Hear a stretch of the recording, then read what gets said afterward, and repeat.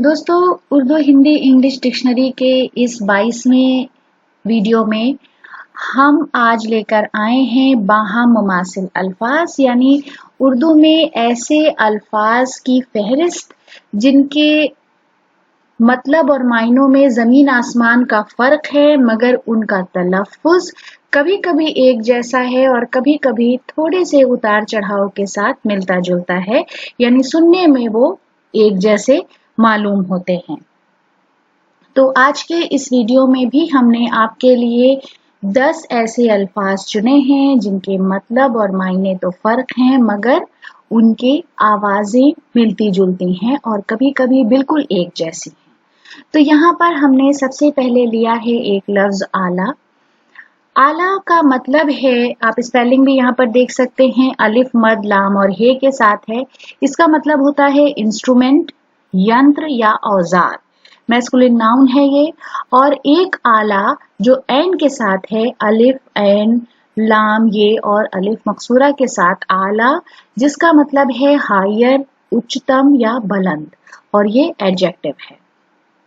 फिर हमने 3 ऐसे अल्फाज लिए हैं जो तकरीबन मिलते जुलते हैं एक दूसरे से किसी न किसी तरह से, और वो हैं अलम। अलम का मतलब है ग्रीफ, दुख या रंज। अलम अलिफ के साथ है। और फिर ऐन लाम मीम इल्म। इल्म का मतलब है नॉलेज, आप जानते हैं, जानकारी या वाकफियत। फिर उसके बाद है दूसरा अलम ऐन के साथ, ऐन लाम मीम अलम, जिसका मतलब है फ्लैग, ध्वज या झंडा।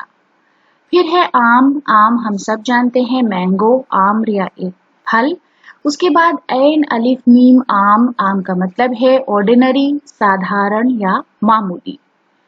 फिर यहाँ पर हमारे पास 2 तरह के लफ्ज हैं जिनकी आवाजें एक जैसी हैं, लेकिन इनकी स्पेलिंग के साथ साथ मतलब में भी फर्क है।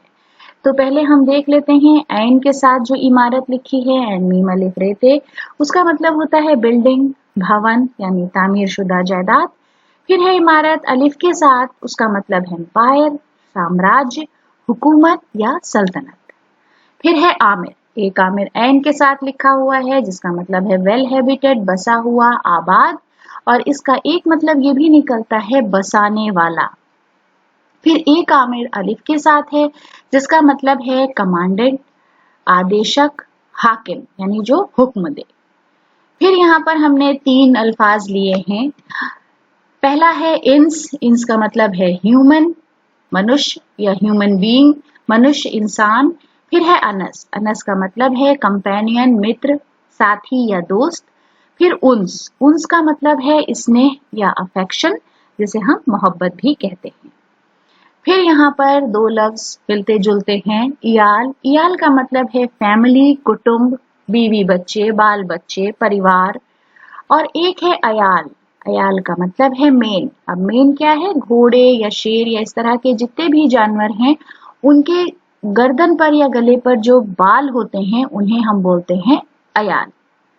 फिर है बांट। नेजलाइज्ड है, नून के साथ है। बांट का मतलब बांटना, डिवाइड, विभाजन या तकसीम।